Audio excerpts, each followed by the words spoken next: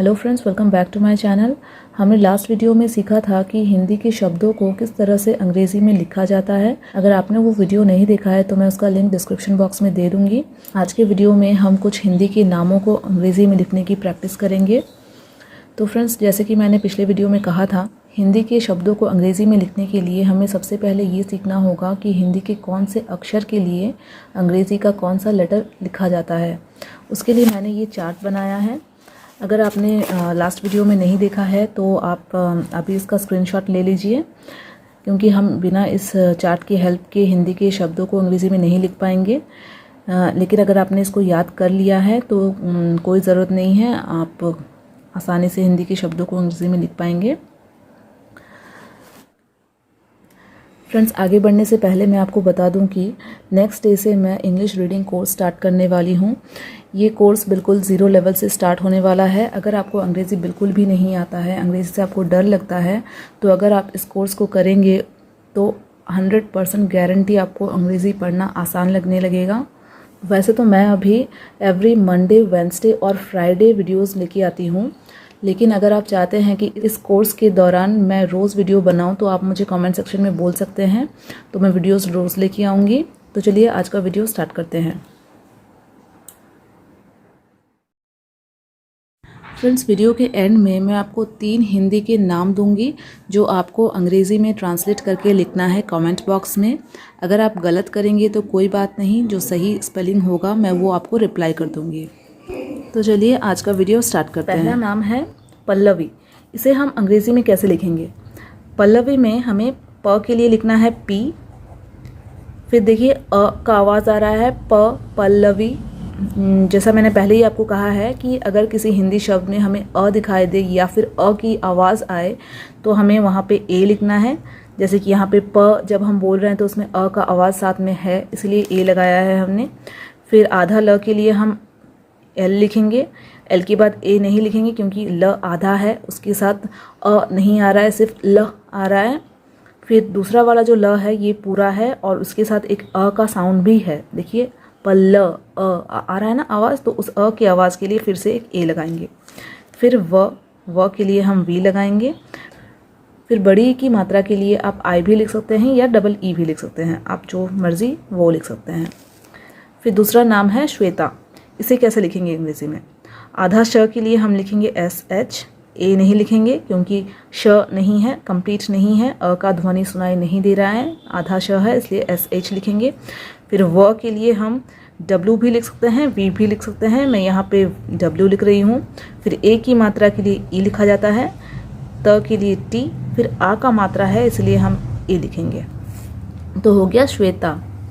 फिर अनुज। अनुज के लिए क्या लिखेंगे? अ के लिए लिखा जाता है ए, फिर न के लिए लिखा जाता है एन, छोटी ओ की मात्रा के लिए यू लिखा जाता है, फिर ज के लिए जे। तो अनुज। यहाँ पे ज पूरा है लेकिन हम यहाँ लास्ट में ए नहीं लगाएंगे क्योंकि हम जब बोलते हैं अनुज तब ज को पूरा नहीं बोलते हैं, अनुज नहीं बोलते हैं। अगर अनुज बोलते तो ए लगाते, लेकिन हम अनुज बोलते हैं ज, है ना, ज को आधा ही सुनाई देता है इसलिए हम ए नहीं लगाएंगे। इस बात को हमेशा ध्यान रखना है। फिर नेक्स्ट नाम है आलोक। आ के लिए हम ए भी लिख सकते हैं या फिर डबल ए भी लिख सकते हैं, मैं यहाँ डबल ए लिख रही हूँ। एक ए भी लिखेंगे तब भी गलत नहीं होगा। फिर ल के लिए लिखेंगे एल, ओ की मात्रा के लिए ओ, फिर क के लिए के। तो ये हो गया आलोक, ठीक है। फिर नेक्स्ट आरजू। आरजू के लिए हम आ के लिए लिखेंगे, एक ए भी लिख सकते हैं या 2 ए भी लिख सकते हैं, 2 ए ही लिख लेते हैं। फिर र के लिए आर लिखते हैं। तो यहाँ पे देखिए, ध्यान दीजिए, जो हम बोल रहे हैं, जब आरजू बोल रहे हैं तो र को हम पूरा र करके नहीं बोल रहे हैं, आर आधा र ही बोल रहे हैं, इसलिए हम आर के बाद ए नहीं लगाएंगे। फिर ज के लिए जेड लिखते हैं और बड़ी ओ की मात्रा के लिए डबल ओ लिखा जाता है, या फिर बड़ी यू की मात्रा के लिए आप यू भी लिख सकते हैं। हम जब हिंदी के नामों को या कोई भी शब्द को अंग्रेज़ी में लिखते हैं तो हमें हमेशा बोलते समय आवाज़ को ध्यान में रखना है।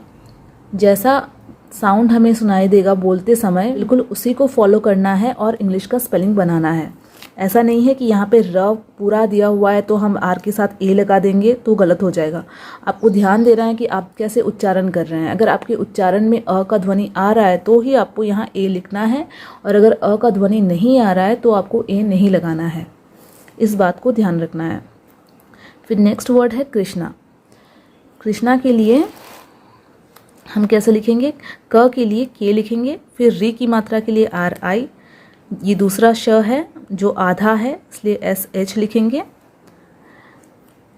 फिर अड़ा के लिए एन लिखा जाता है, उसमें आ की मात्रा के लिए ए लिखा जाता है, तो हो गया कृष्णा। ठीक है, तो अब चलिए कुछ हिंदी के वाक्य को अंग्रेजी में लिखने का प्रैक्टिस करते हैं। पहला वाक्य है, तुम अभी क्या कर रहे हो। इस तरह के सेंटेंसेस हम सोशल मीडिया में जब चैटिंग करते हैं तब यूज़ करते हैं। तब अगर आपको हिंदी के शब्दों को, हिंदी के सेंटेंसेस को अंग्रेज़ी में लिखना है तो इस तरह से लिखेंगे।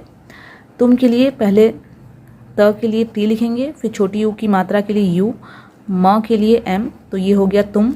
अभी अ के लिए ए लिखेंगे, फिर भी के लिए, भ के लिए बी एच, बड़ी की मात्रा है उसके लिए आप डबल ई भी लिख सकते हैं या फिर आई भी लगा सकते हैं। क्या, आधा क है इसलिए क को अकेले लिखेंगे, ए साथ में नहीं लिखेंगे। य के लिए वाई लिखा जाता है और आ की मात्रा के लिए ए, तो क्या हो गया? तुम अभी क्या। फिर है कर, के लिखेंगे क के लिए, फिर अ का साउंड आ रहा है इसलिए ए लिखेंगे, र के लिए आर। ठीक है, उसके बाद है रहे। रहे को कैसे लिखेंगे? र के लिए आर लिखेंगे, फिर ए क्योंकि साथ र अ का साउंड आ रहा है इसलिए ए लिखे हैं हम, फिर ह के लिए एच लिखना है और ए की मात्रा के लिए ई, तो क्या कर रहे हो, एच ओ की मात्रा के लिए ओ। फिर ठीक है, फिर नेक्स्ट वाक्य है, जैसी तुम्हारी इच्छा। तो जैसी को कैसे लिखेंगे? ज के लिए हमें जे लिखना है, फिर आई की मात्रा के लिए ए आई, स के लिए एस, बड़ी की मात्रा के लिए आई, डबल ई भी लिख सकते हैं लेकिन हम आई का ही यूज़ ज़्यादातर करते हैं। फिर तुम्हारी कैसे लिखेंगे? त के लिए टी लिखेंगे, फिर छोटी यू की मात्रा के लिए यू, म आधा है तो एम लिखेंगे, फिर ह के लिए एच, आ की मात्रा के लिए ए, फिर र के लिए आर, फिर बड़ी की मात्रा के लिए आई। फिर इच्छा, इच्छा में छोटी ई के लिए आई, फिर आधा च के लिए सी एच, फिर छ के लिए सी एच एच, आ की मात्रा के लिए ए, जैसी तुम्हारी इच्छा। ठीक है, तो मैं अब आपको कुछ वर्ड दूंगी हिंदी के जो आपको अंग्रेज़ी में लिख के मुझे कमेंट बॉक्स में भेजना है। ठीक है, तो नोट डाउन कर लीजिए क्या क्या है वो शब्द। सबसे पहले है खुशबू, नेक्स्ट अभिजीत, फिर राशि। आपको इन 3 हिंदी के नाम को अंग्रेज़ी में लिख के कमेंट बॉक्स में भेजना है। ठीक है, तो आज के लिए इतना ही। तो फ्रेंड्स याद रखिएगा कि मैं नेक्स्ट डे से इंग्लिश रीडिंग कोर्स स्टार्ट कर रही हूँ जो कि बिल्कुल ज़ीरो लेवल से स्टार्ट होगा। अगर आप शुरू से अंग्रेज़ी सीखना चाहते हैं तो इस कोर्स को ज़रूर अटेंड करना। चैनल को सब्सक्राइब भी कर लेना ताकि मैं जब भी वीडियो पोस्ट करूँ आपके पास नोटिफिकेशन आ जाए।